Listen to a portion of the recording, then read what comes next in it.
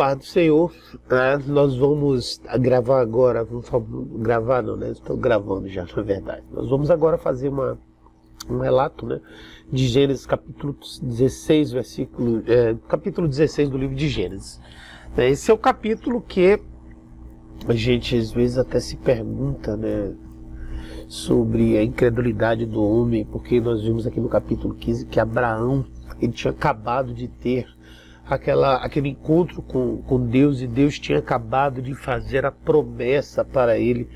Eles tinham sido visitados por um anjo do Senhor. Sarai tinha ouvido já falar sobre a promessa se estabelecendo, mas mesmo assim o que vai acontecer nesse capítulo é algo que revela, né, o que é o ser humano, como é o ser humano, e de que forma a gente não deveria não deveria se comportar para não revelar as fraquezas, porque a consequência de uma atitude precipitada e errada, ela é muito grande.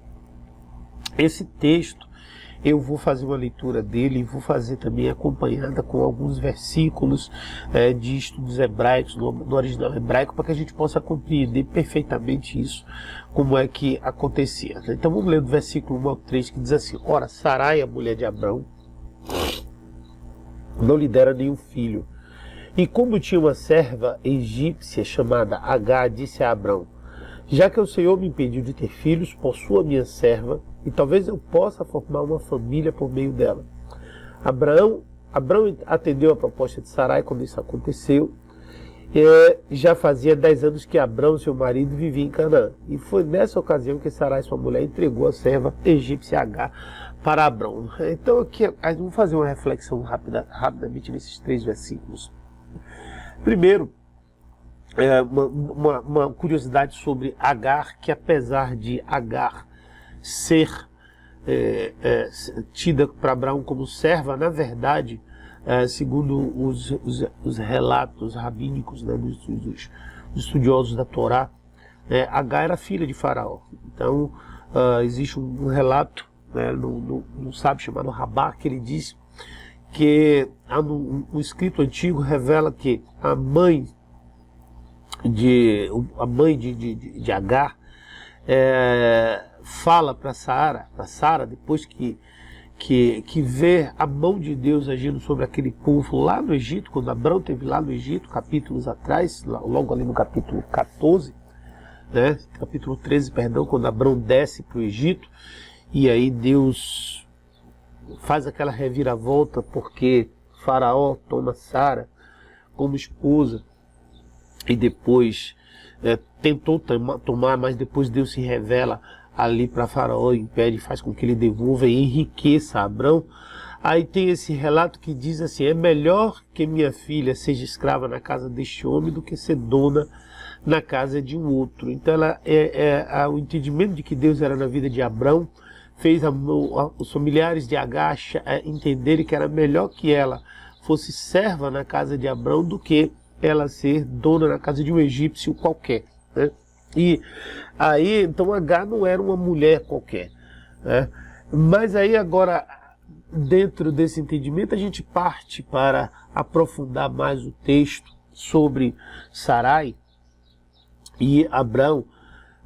E quando ela começa a falar que Deus tinha impedido ela de ter filhos, e ela pediu, e o texto que traz no hebraico, né, no português a gente vê que ela faz um pedido, mas no hebraico mesmo essa palavra diz rogo.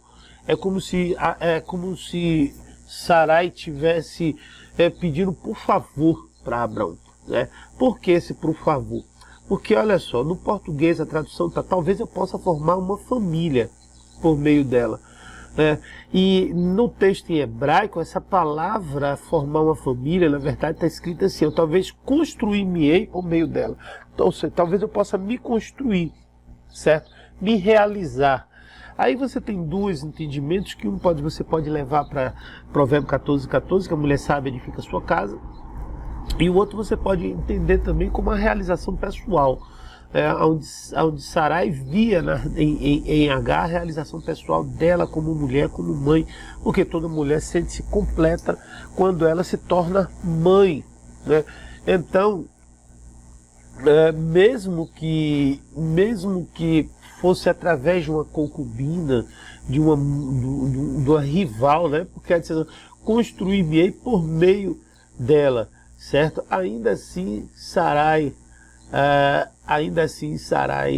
estava queria realizar esse desejo, né? Então o que é que ela faz? Ela toma então a serva Agar, e já depois de 10 anos que ele já estava em Canaã, ou seja, já 10 anos eles já tinham saído lá de um dos caldeus, né?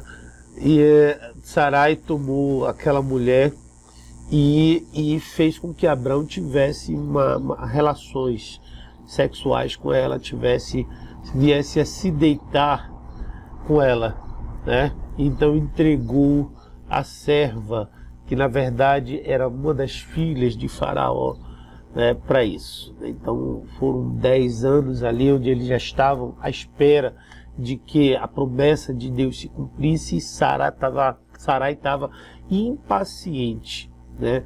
Estava impaciente, e já eram 10 anos que eles estavam ali sem ter filhos, e assim foi praticamente uma obrigação que Sara colocou sobre Abraão para que ele pudesse tomar então a sua serva, né? A serva Agar. O versículo 4 diz que o fato como aconteceu, ele possuiu Agar e ela engravidou, e quando se viu grávida começou a olhar com desprezo para sua senhora. Aqui então agora você tem um outro fato que é importante, tomar entendimento. Por quê? Porque quando Agar engravidou, depois que eles tiveram a cópula, né, o ato da cópula, Agar começou a olhar Sarai de cima para baixo, né? Começou a menosprezar Sarai.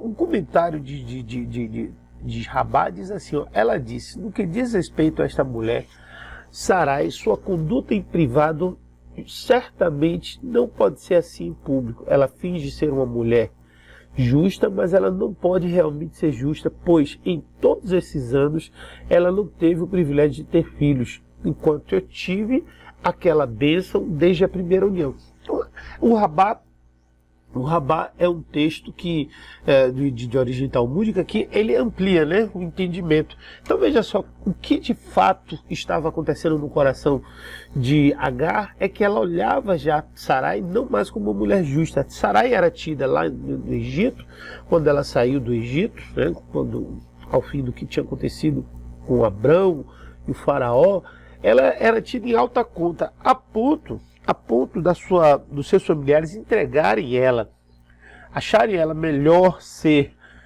mesmo sendo de origem real, serva de Sarai, do que ser de um outro homem egípcio, né? Mas agora que ela já tinha sido, em seu coração, tinha subido de categoria. O mesmo pecado que subiu ao coração de Satanás, sobe agora ao coração de Agar. O pecado do orgulho, e passou a desonrar Sarai publicamente, né? Publicamente. E aí o verso 5 já vai mostrar que, dessa forma, versículos 5 e 6, então Sarai disse a Abrão: caia sobre você a afronta que eu estou sofrendo. Coloquei a minha serva em seus braços, e agora que ela sabe que engravidou, despreza-me. Que o Senhor seja juiz entre mim e você. Respondeu Abrão a Sarai: sua serva está em suas mãos, faça com ela o que achar melhor. Então Sarai tanto maltratou Agar que esta acabou fugindo, né? Então olha só que ponto o erro cometido pela própria Sarai custou para ela, né? Porque se versículos anteriores havia uma promessa de que Abrão viesse a ter uma descendência com Sara, né? Sarai não tinha que ter dado a sua serva, mas ela deu a serva né? Certamente era uma serva, não era como as outras, isso já foi citado porque sabemos que era filha de Faraó, segundo os estudos, né? Segundo a tradição judaica, dos estudos judaicos, mas ainda assim, o que acontece? Essa mulher, quando engravidou a Agar, ela começou a ter um posicionamento e Sarai sentiu muito isso. O problema todo é que aqui você percebe que Sarai, ela aplica sobre Abrão essa pena ou essa ira quando, na verdade, não era para ser feito. Na verdade, quando Sarai fala assim, minha ira está sobre ti, eu dei a minha escrava em teus braços, certo? Ela está dizendo assim, olha, a culpa é tua, né? Então o castigo que eu estou sofrendo eu coloco em ti, né? Então, por que Sarai estava falando sobre isso, né? Por que Sarai estava com essa raiva? Na verdade, quando ela entende, quando ela começou a sonhar de novo em ter filhos, todo o seu foco de vida girou em torno disso, a ponto dela não medir as consequências do que fazia. E então ela tomou essa atitude, e essa atitude foi extremamente prejudicial para ela, certo? E quando o Sarai também acusa Abrão, certo? É como se ela dissesse assim para Abrão, olha, você quando falou com Deus aí sobre o filho, só pensou em você não pensou em mim. Ou seja, o presente de ter um filho, certo? É só seu, não é meu, certo? Então esse castigo não venha sobre mim, esse castigo venha sobre ti, né? É sobre ti. E isso assim gerou um conflito muito grande entre Sarai e Abrão, né, por conta da própria ação de Sarai. Mas Abraão, ele se saiu muito bem quando ele disse assim, eis que minha escrava está em tuas mãos, eis que tua escrava, na verdade ele fala tua escrava. Importante informar isso, que Agar era serva de Sarai, não era uma serva de Abrão. Abrão, ela agora estava na condição de esposa de Abrão, né? Mas ele deu carta branca para Sarai e ele disse Abrão a Sarai, fez que a serva é tua, está em suas mãos, faça dela o que você quiser. E a Bíblia fala que Sarai maltratou tanto essa jovem, né, essa serva, que ela fugiu. Ela resolveu ir embora. Entretanto, Deus estava vendo tudo lá de cima, né? Deus não abandona de jeito nenhum. E a Bíblia fala que Agar foi encontrada, né, por um anjo. Então a Bíblia diz que Agar fora encontrada por um anjo no meio da estrada. Versículo 7 ao 10 diz assim, e Agar é encontrada por um anjo que lhe faz uma promessa de multiplicação da descendência e lhe ordena que volte para Sarai, né? E aí fala assim no versículo 7 ao 10, e o anjo do Senhor encontrou Agar perto de uma fonte no deserto, no caminho de sul, e perguntou-lhe, Agar, serva de Sarai, de onde você vem, para onde você vai? Respondeu ela, estou fugindo de Sarai, minha senhora. Disse-lhe então o anjo do Senhor, volte para a sua senhora e sujeite-se a ela. Disse mais o anjo, multiplicarei tantos os seus descendentes que ninguém os poderá contar. Né? Então essa aí foi uma promessa que o anjo do Senhor, e a gente tem que lembrar que quando o anjo fala, é Deus que está falando. Por quê? Porque os anjos, eles não têm livre-arbítrio. Os anjos eles são mensageiros, eles são servos que só fazem o que Deus manda, né? Desculpem, só fazem aquilo que Deus manda. E aqui está o relato disso, né? Essa foi uma palavra que, apesar de ter sido um anjo que falou, mas era a palavra do próprio Deus. É uma prova cabal também de que essa menina, ela tinha uma origem nobre, que não suportava maltrato, é porque os escravos egípcios, eles estavam acostumados a maltrato.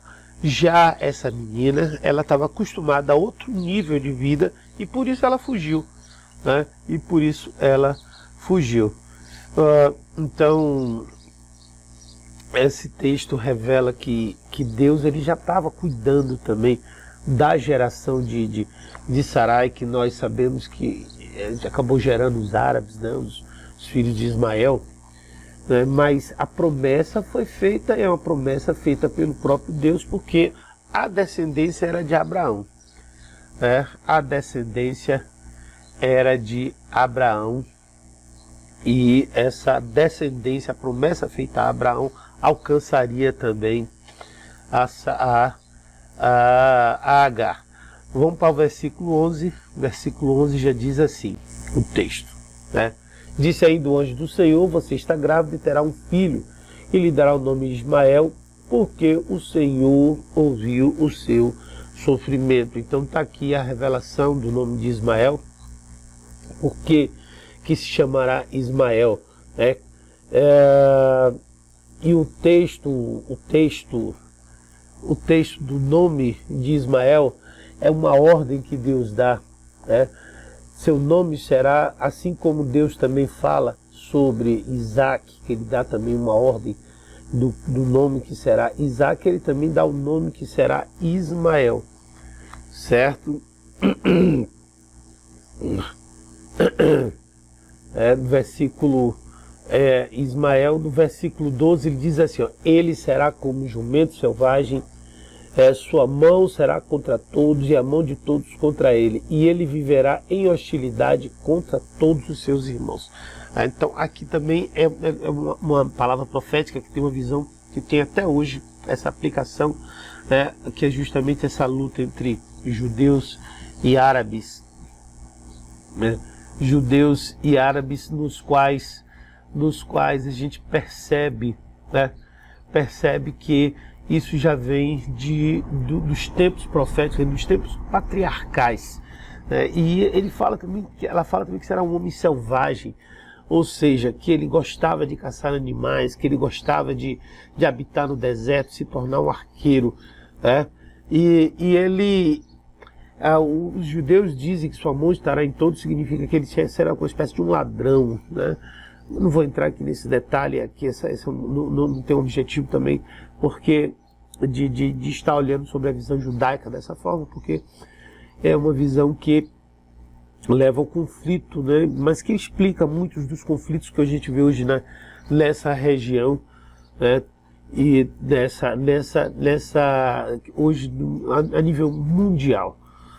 E a Bíblia fala que mesmo eles sendo numerados, eles estarão próximos ali em luta e conflito o tempo todo. Então tudo que a gente vê hoje ao redor do mundo é algo que já havia uma visão profética da parte do Senhor para acontecer, oriunda justamente desse erro cometido por Sarai, né?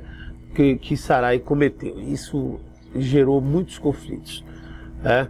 Então, Ismael, o rei dos povos árabes, e a Bíblia, no versículo 13, diz: este foi o nome que ela deu ao Senhor que ele havia falado, tu és o Deus que me vê, pois dissera, teria visto aquele que me vê. O versículo 13 já fala sobre isso, né? E o que isso quer dizer? A palavra é como se fosse assim, quando Sarai fala isso, tu és o Deus que me vê, certo? Ou Sarai não, Agar está falando sobre a humilhação que ela está passando e que Deus ali está a honrando por isso. E mesmo debaixo dessa opressão, ali Agar, ela recebe um direcionamento divino, né? E no fundo Deus acaba abençoando aquela moça, né?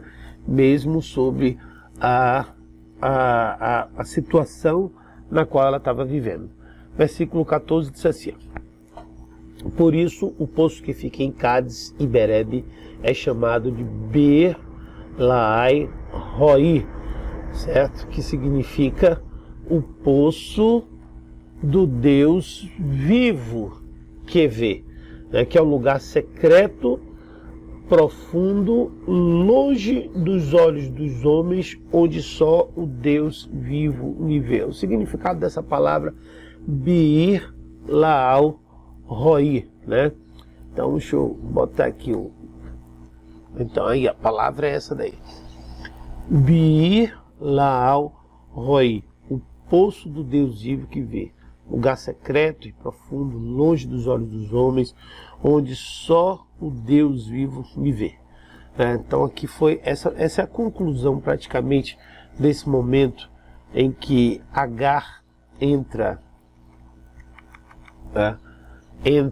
foge e é encontrada por Deus.